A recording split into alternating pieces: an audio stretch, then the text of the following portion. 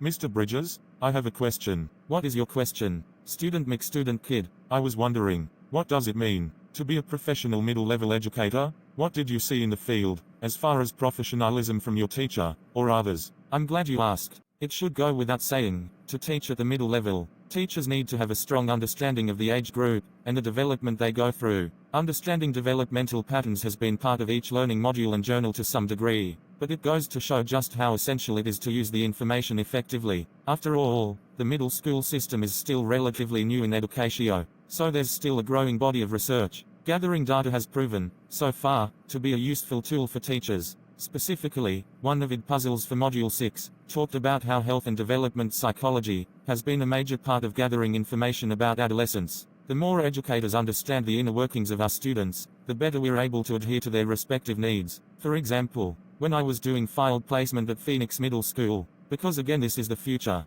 the IYAP project was a perfect example of this. I even used some of the information for my Getting to Know Students sheet in Google Docs. Anyway, when I started the IYAP project in my field teacher's classroom, on the Friday before Journal 6 was due, I experienced firsthand how my students responded to the questions. They lit up, and had very insightful answers, and conversations with each other, about themselves, and things they've noticed about their peers in school. The purpose of the project was to, not just learn about the research, but to apply it ourselves and learn about the psychology of adolescent development firsthand. As mentioned earlier, getting to know students is an essential part of being an educator and an education major, no matter what level the licensure level. It really can't be stressed enough how much knowing students personally can have such a strong impact on supporting them through their education. Another one of the Edpuzzles reiterated how new the middle school concept is. Although it is the most rapidly growing movement in the education system, there are still major issues that need to be addressed. In class we talked briefly about how the Ohio state government wants to change the middle level license. On top of that there's another issue. The Edpuzzle also brought up how the middle school education institution isn't taken seriously by the federal government. Johnston, one of the educators who was featured in the Edpuzzle, and whose first name I forgot, mentioned that middle school education isn't recognized by the United States federal government. Because this video takes place in the future, everything is totally excellent.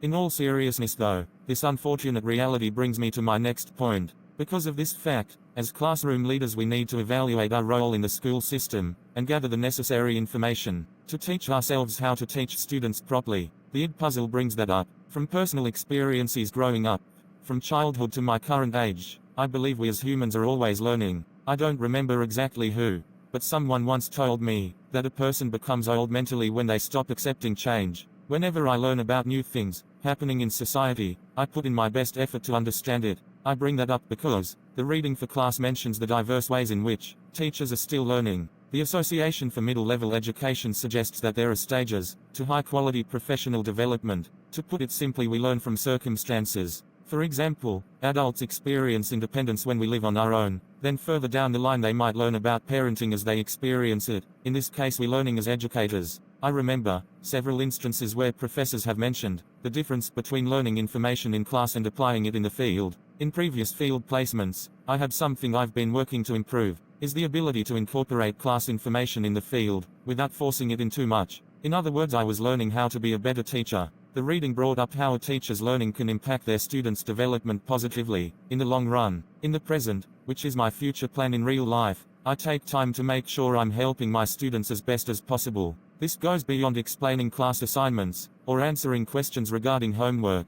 While that is part of effective communication, my ultimate goal is to make sure all students know that they matter. Going back to what I said about staying up to date on changes in society, I believe part of understanding students is being aware as to how those topics might impact their lives. Even if the impacts are outside of the school setting, we as teachers and administrators need to have an understanding them, to ensure that the school is a welcome environment